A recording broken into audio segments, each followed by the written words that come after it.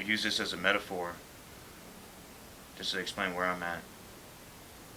Me and you've been hitting the gym lately.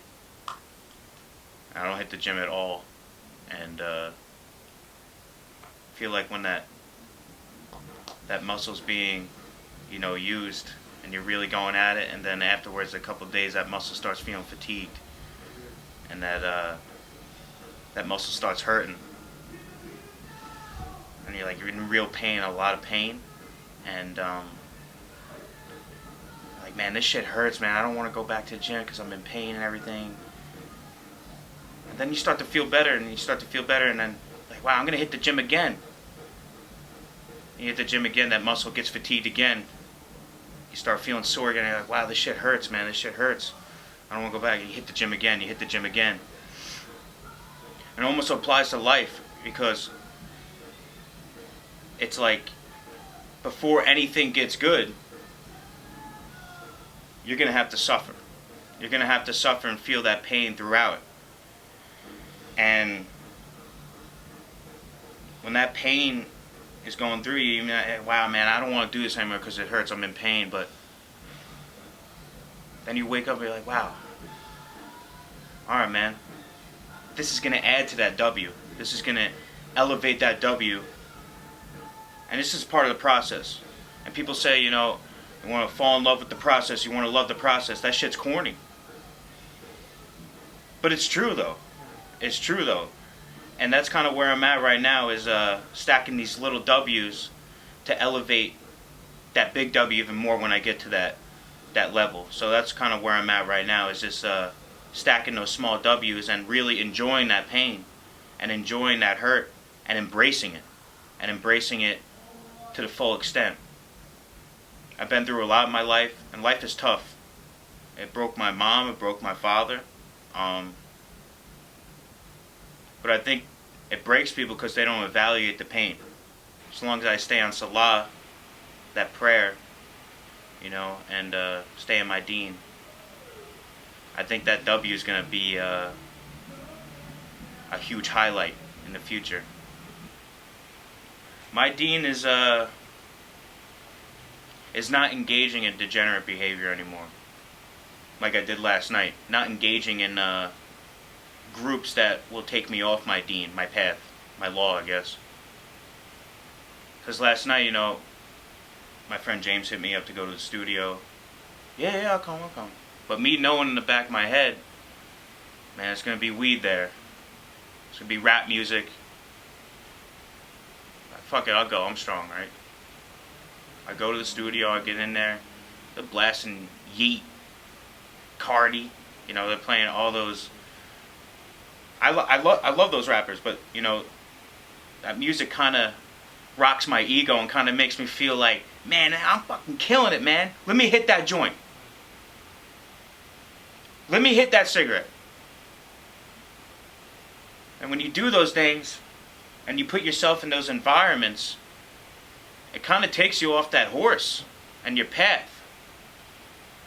So I think my path is eliminating those urges, and the only way to eliminate those urges is taking myself out of situations where those urges exist. And I think it's important to realize when you're doing something bad and be conscious of it, because it just makes you come back to that path even stronger, and it makes that path even more worth it when you're not doing the right thing. I want to not do the right thing, because if I'm always doing the right thing 100% of the time, and in my head I'm like, I'm killing it right now, I'm killing it, but when I have that breakdown and shit's not going the way it's going, holy shit, what do I do now? So it's important to have these mistakes constantly happen so you can hop back on that horse and continue to fly into that fire. If I'm good to myself, if I treat myself correctly with the utmost respect, then I could be a good neighbor to you, to my friends. And once I'm a good neighbor to myself, that's when I can start being that gentleman to my mom, It's when I can stop being mean to my mom for no reason. God bless my mom, because, that's the biggest battle I'm fighting right now, is not being a good son to my mom.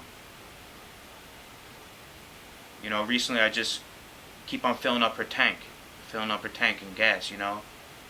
She lets me borrow the car. In the past, I wouldn't do that. But, fuck my mom. She pissed me off.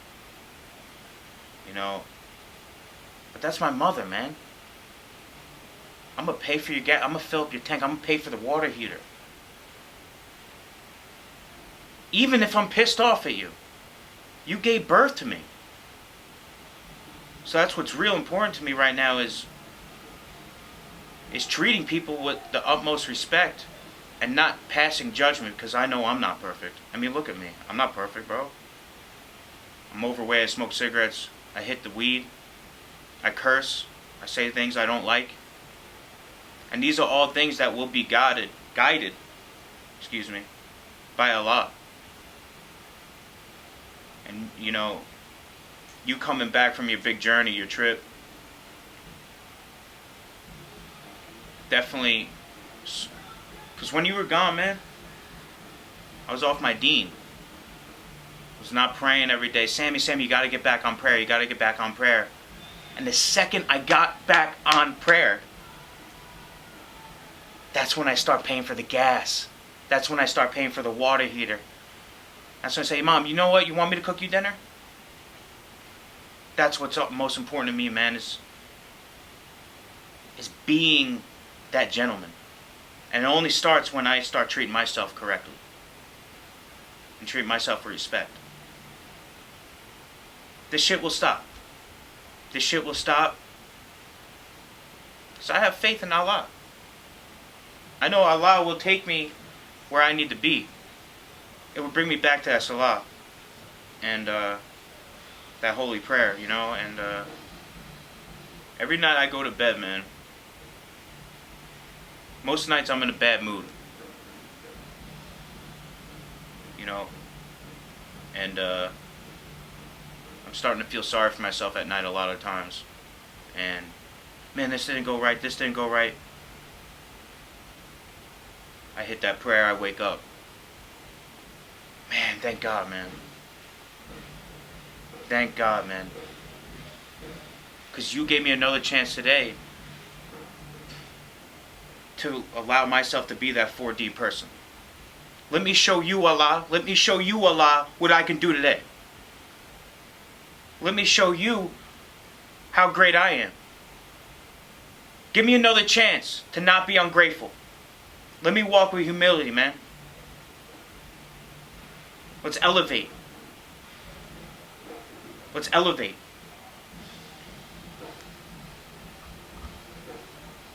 And you know what? That's the thing too, because you always say, man, hold on, before we do this, let me hit that prayer. Well, Bryce, come on, what, you gotta hit the prayer right now? Oh yeah, I do. Because I don't know if I'll make it home tonight. So I gotta get right with Allah.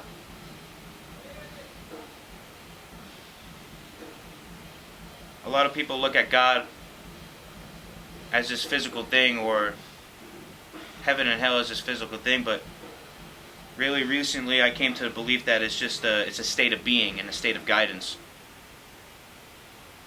I was thinking about the term when people say, man, I hope that guy dies in hell. Well, what does that mean? Die in hell. You can't die in hell, you're already in hell. No, that you're thinking about it physically. I'm talking about overdosing on cocaine, overdosing on heroin. I'm talking about drinking yourself to death underneath a bridge. That's dying in hell.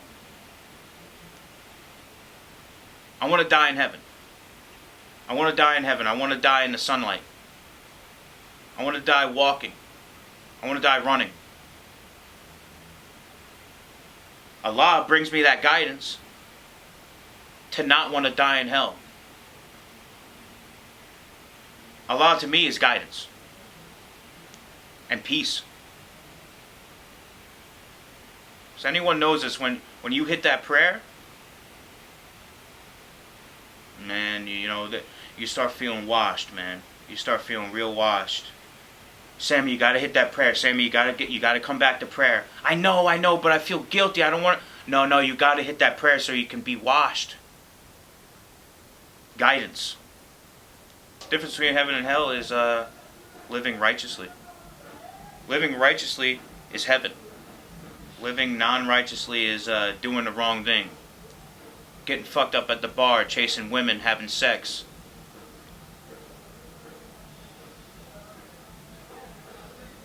Snorting cocaine.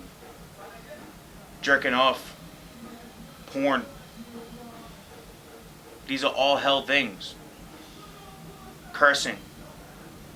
I gotta watch my word. I have a horrible mouth, man.